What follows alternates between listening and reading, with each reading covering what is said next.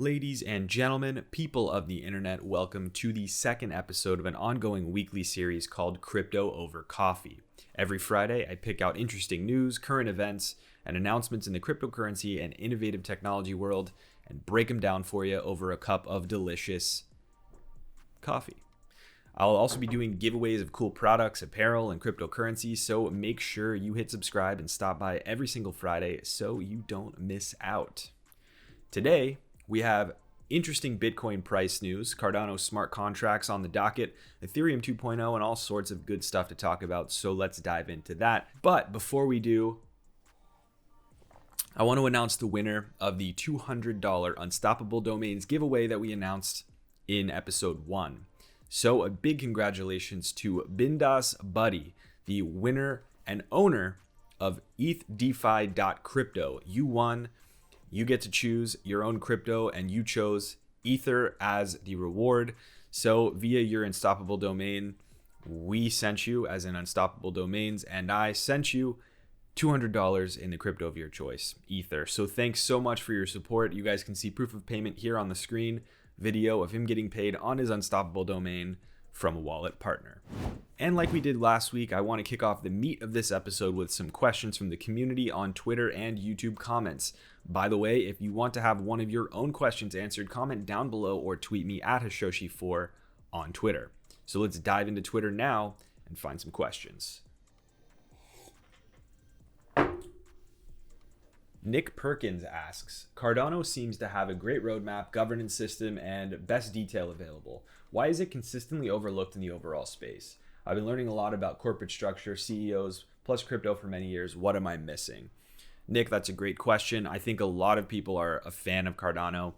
However, in this space, I think when news isn't forthcoming, delays happen, the project looks like things aren't getting done, right? We have staking coming soon. We have Shelly in the form of staking coming soon. And then we have Goguen with smart contracts coming. I think in 2020, the focus for Cardano should be getting these big features across the finish line and in people's hands to use. And then I think the excitement will start to come. I think people are probably just not aware of it because oftentimes there's so much noise in the space, but I think that will come as the features come for Cardano. Don Crypto Insight asks, your observations on the state of crypto in the developing world versus the developed world. So that's in terms of wallets and UI, adoption, GitHub activity, and what's different between 2016 and 17 to now 2019 to 2021. There's a lot to unpack there, but I think the first piece is addressing developed versus developing world and cryptocurrency. I personally think that we're going to see more high impact use cases happening in the developing world than we are in the developed world for cryptocurrency for a multitude of reasons. The first of those is going to be because it's a lot harder to rip and replace existing infrastructure with new stuff like cryptocurrency based solutions, blockchain based solutions, than it is to create brand new rails and brand new infrastructure using that stuff. So in places that are developing, this may be the first instance of sort of banking in certain places. So that'll be very interesting to see. And I think the developing world has an advantage there. I also think the developing world is more likely to be able to create regulations with the growth of this technology versus trying to walk back old regulations that don't apply because of changes in the way things work today and different paradigms that cryptocurrencies bring. I think you see regulators really divided on cryptocurrency in the developed world. And I think that in the developing world, that might be less so. But it's hit or miss. That's just my opinion. What do you guys think? Let me know in the comments down below on that one. And in terms of wallets and UI and adoption and all these things, and GitHub especially, I think you should always be focusing on now, how easy is it for a user to use the products at hand? So that's UX and UI. It's very important, more important than people realize. And I also think that GitHub activity is overrated. I think people go on GitHub and say, oh, look, there's 10,000 commits. That's amazing. It's not about commits, it's about quality commits. And that takes a lot more time to actually evaluate and to measure. So if you're going on GitHub just looking at commits and the amount of activity, that's great. It should have some activity, but there's also the quality of the code that's being written and whether or not there's functionality in that code that matters, right? So GitHub commits are important, but only if you can really dig into them and figure out what's going on in those commits. So now that we've gotten a couple questions from the community, I want to dive into the news for the day. So the first bit of news is about Uphold, a popular cryptocurrency exchange and custodial wallet provider, recently released a plethora of killer new features for their platform and are starting to push that towards the desktop versions of their platform. First and foremost, Uphold has been introducing commission-free trading for all cryptocurrencies available on their platform. And for mobile users running version 4.0 or later, you already have this feature. For small volume traders and holders of cryptocurrency, it can be very expensive in fees just to buy crypto in the first place on an exchange. But Uphold is looking to differentiate itself in that regard. Folks may say, well, Robinhood already offers commission-free trading, and that is technically true. But Robinhood does not allow users to move cryptocurrency off platform, which is not good. Uphold, on the other hand, instantly allows users to transfer or send funds to one's own private hardware wallet, which I recommend, or to another person free of charge. This is pretty game-changing, and it's a step that can make Uphold a cost-effective place to buy and exchange cryptocurrency for a ton of retail users. That's users like you or I that might not trade in huge volumes, that are just here to invest more casually, etc., just to make buys, dollar cost averaging. That's a retail investor in my mind. Now, the second thing that I wanted to touch on is that Uphold has started to roll out fee-free account funding with credit and debit. Although credit may be limited by region, I'm trying to get more information on that. Those with linked debit cards will also have the ability to request instant withdrawal of funds through their debit card to their bank, their checking account, which is super convenient. I can't think off the top of my head of another exchange that has completely fee-free debit and credit funding and debit card withdrawals. If you know of one, let me know, but Uphold is really killing it with this feature. So if you pair these killer new features with the fact that Uphold is already available and compliant with regulations in more than 40 countries worldwide, with more coming, Uphold's becoming more and more appealing as an option for being a one-stop shop for cryptocurrency users' needs. Uphold is already available on iOS, Android, and on the web, so if you want to try it out, definitely do so using my link down in the description below. Let me know what you think. Now, I do know people will ask this, so I'm going to address it up front. So if all of this stuff is now free, how is Uphold making money? And that is a great question. What you need to know is that Uphold operates on a spread, meaning they make a little bit of money on the difference in price between other exchange market values for the asset you're purchasing and the price they're giving you. This means that the fees are technically built into the price you're paying for an asset, so that's something to watch out for. Make sure you check that price against others before you make that purchase. But for smaller trades and retail investors, ones that retail investors tend to make are smaller trades, this tends to work in your favor because the price difference tends to end up invoking less cost than fixed or variable fees would when you're buying cryptocurrency. The goal of these new features from Uphold is to make Uphold a more cost-effective and user-friendly way to buy crypto, and I can back that. So let's move on to the next thing. In this episode, I wanted to bring on a special guest, and that would be my friend BitBoy. We had a chat yesterday about some cool stuff happening in the crypto space, and I think you're really going to dig it. So I have that stuff right here. Pinch to zoom that. Let's go. Ladies and gentlemen, again, we have BitBoy on the channel. You might recognize him from prior collabs that we've done. I'll link those videos up above and down below. BitBoy, welcome back to the channel. Thanks for being here. Yeah, thanks for having me on. The first collaboration either of us ever did was together. That was like almost 2 years ago. Major throwback. Obviously, both channels have grown a lot, and we're super thankful for that. We were just speaking about that before we started this call up. But for this segment, we wanted to do a special crypto over coffee segment where BitBoy and I both share some interesting news that we read this past week. Break that down for you. So BitBoy, I'm going to kick it over to you to share your first piece.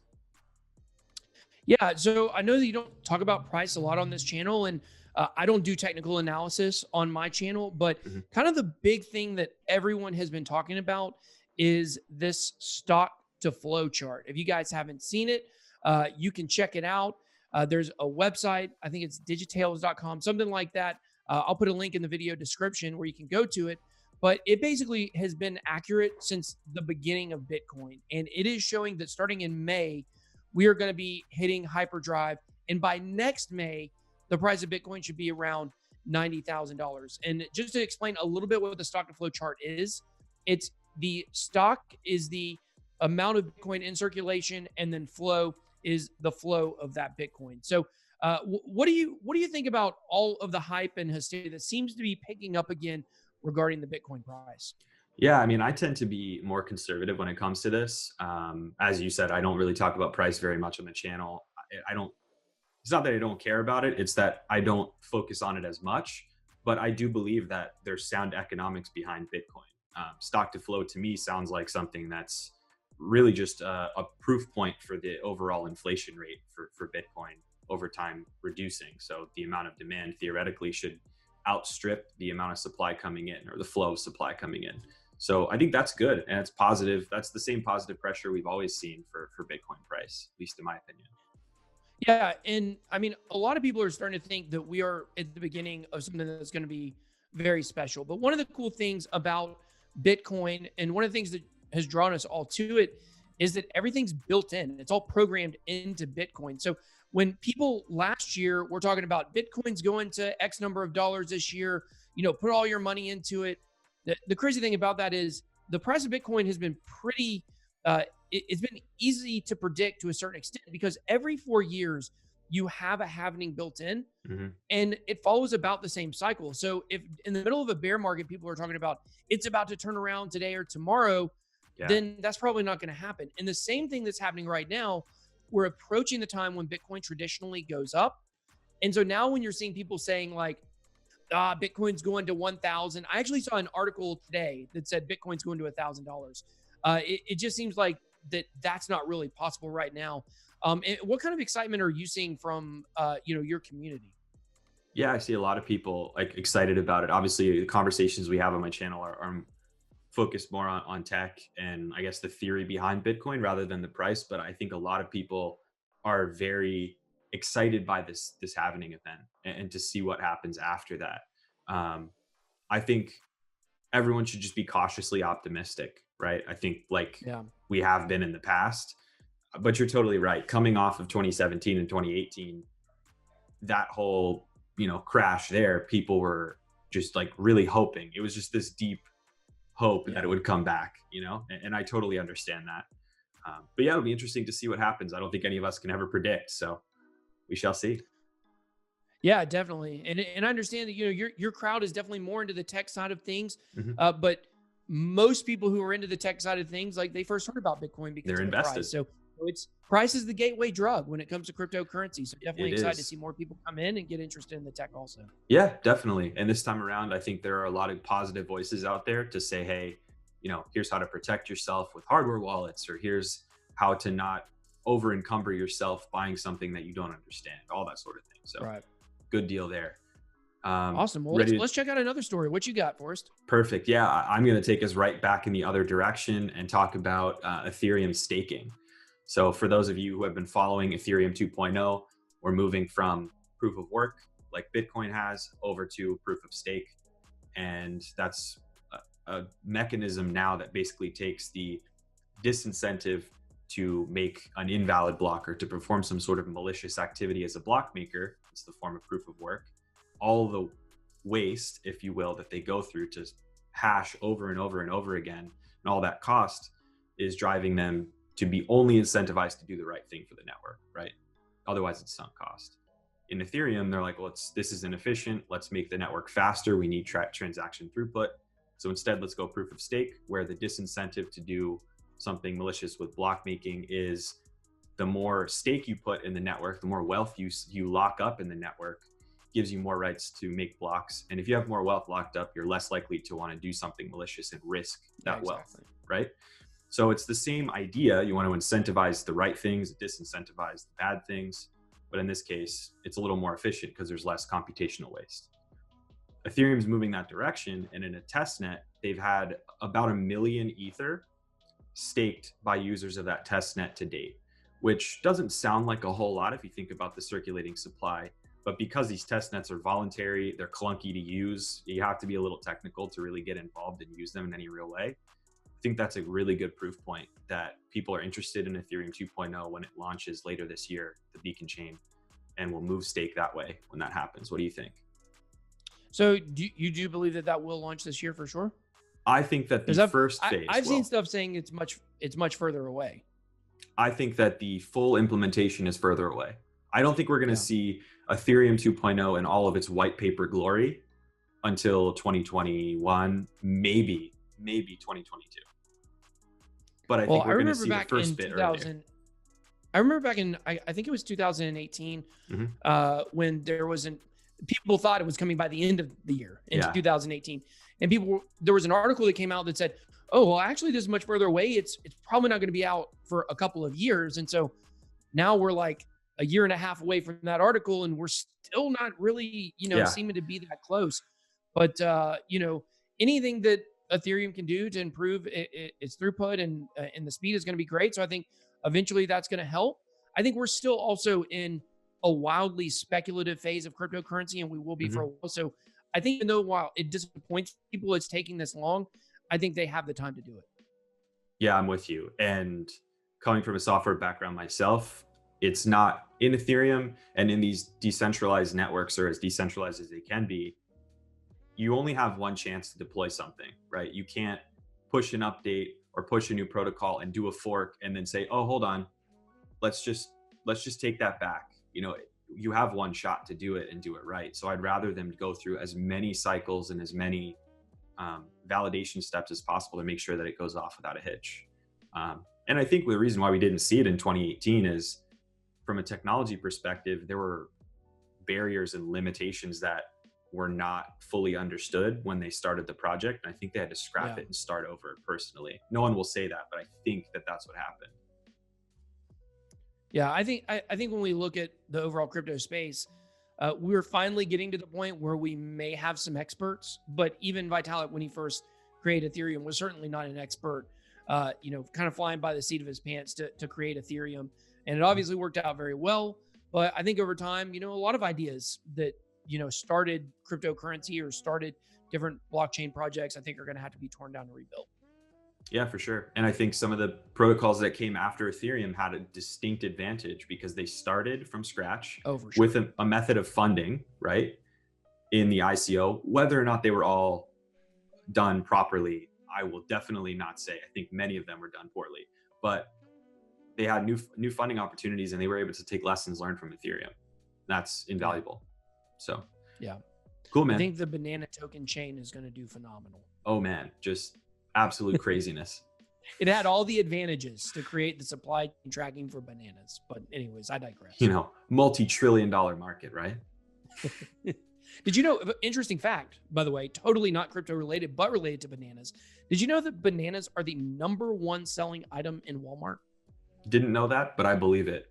There you go. There you go. I'm There's... always giving you guys the useless facts that you don't want to know and that will not impress anyone. Honestly, everyone, if you're watching this video right now, let me know your most useless fact, the thing that you know that no one cares about. I care about it. Let us know. So you want to jump to your next article?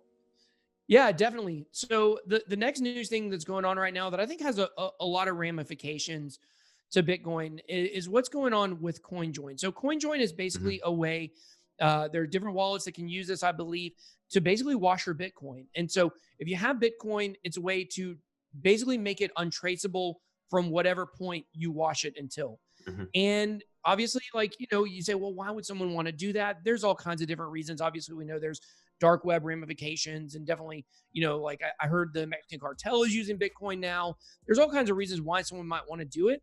But there's a greater thing right here that, can have big effects on Bitcoin, which is fungibility. So right now, a lot of exchanges are no longer receiving Bitcoin that's been washed. So if you have Bitcoin, you put it through CoinJoin, then exchanges are considering it to be tainted. And so when we have a supply that's only going to ever be 21 million, and you have a certain number of tokens or of coins, Bitcoins in this case, that are going to be seen as tainted, and you're only going to be able to basically do over-the-counter trades or over-the-counter transactions with that Bitcoin, then that really kind of puts the whole supply in jeopardy. And this is a big talking point for privacy coins such as Monero that says, because every Bitcoin is not worth the same, because if your Bitcoin is tainted, it's worth 0, And my Bitcoin that's not tainted is worth whatever the current price is right now of around $9,000 Right. or 9,200 at the time of this recording. Then that means that all Bitcoin is not worth the same and it's not fungible. It's just very interesting Yeah. thing that's going on right now. I wanted to get your thoughts on it. Yeah, well, first and foremost, I think for anyone who's not familiar with what a coin join does in essence, and this is highly simplified, but it basically combines multiple UTXOs, unspent transaction outputs, that's how Bitcoin accounting works, and spits them out into sort of one conjoined UTXO, right? And that's so that the inputs get masked by a new one, and so no one can go and use a chain analysis tool, go backwards and find where it came from, right? And using CoinJoin now, I've heard exactly what you're saying, BitBoy, is exchanges aren't accepting it, even though it's by protocol allowed, and there are a lot of applications that do it. There are ramifications from a legal perspective. I think it's difficult now for this stuff to happen because now so many people know about it, and there's so many on-ramps. So many people are buying Bitcoin casually, and it's so much easier to get it now. You used to be you could only get it from someone else or a miner, and there were no exchanges and no ways to buy it with cash. But now you can. And so now regulators are like, okay, you have these fiat on-ramps that let you pay with a credit card to buy Bitcoin. We need to know where this stuff's going. And that's for various regulations across Europe, the US, Canada. Every developed country has these types of rules. And so things like the travel rule, like when someone's information for a transaction has to be sent along with that transaction to the receiving end, that's going to be enforced. And it's now getting very difficult for these exchanges to protect themselves legally without saying, we're not accepting it at all because it's too risky. We can't track it and figure out whose is whose. So whether or not you agree with it on principle, because crypto is a widely varied space in terms of thought process, I at least understand why exchanges are taking this approach to it, because they need to protect themselves.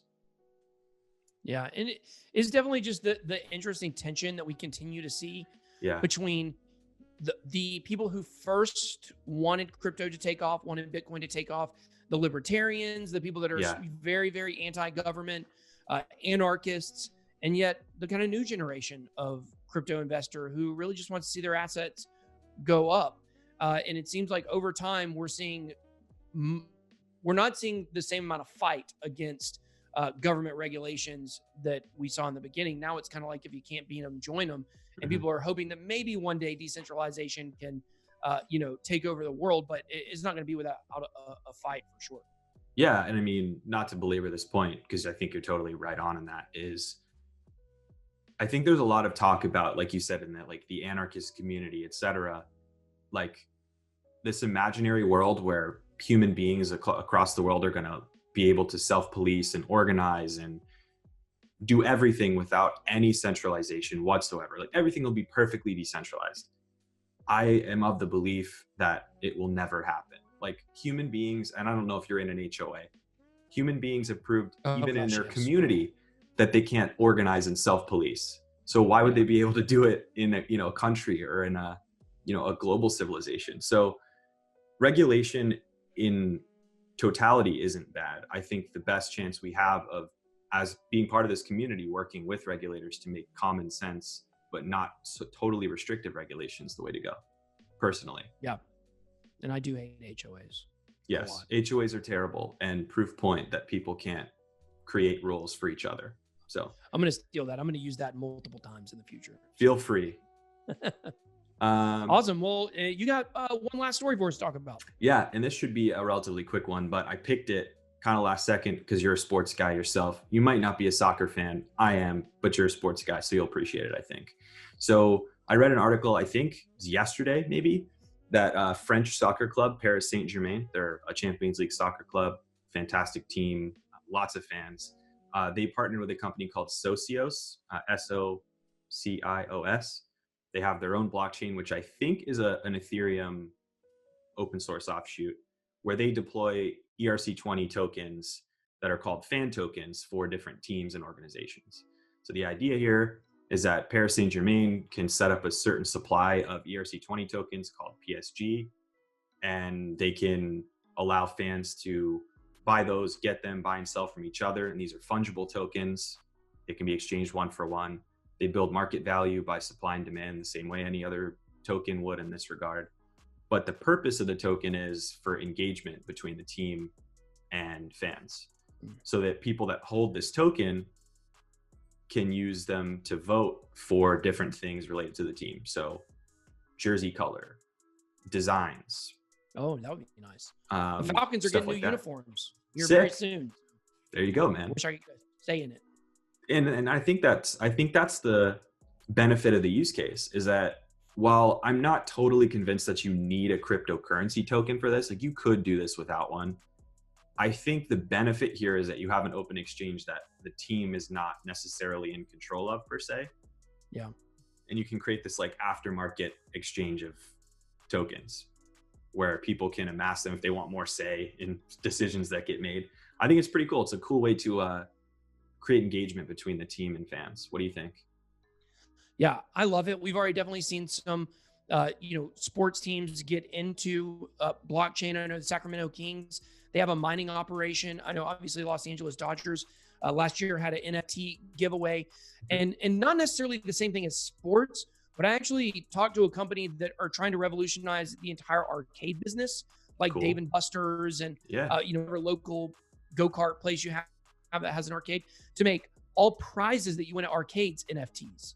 Because there's definitely a push for younger generation. They care much more about that than the physical products. And so I love this idea of kind of combining that with creating fan engagement, to have a say. Like I mentioned, I'm a season ticket holder for the Atlanta Falcons. Yep. And we just got a letter from the owner a couple weeks ago that was on the news saying that we're going to get new uniforms for the first time since I think 2005. Yeah. And it's really exciting. Like I'm really looking forward to getting new Falcons uniforms. As a season ticket holder, I have like 50% off new jerseys and all kinds of stuff.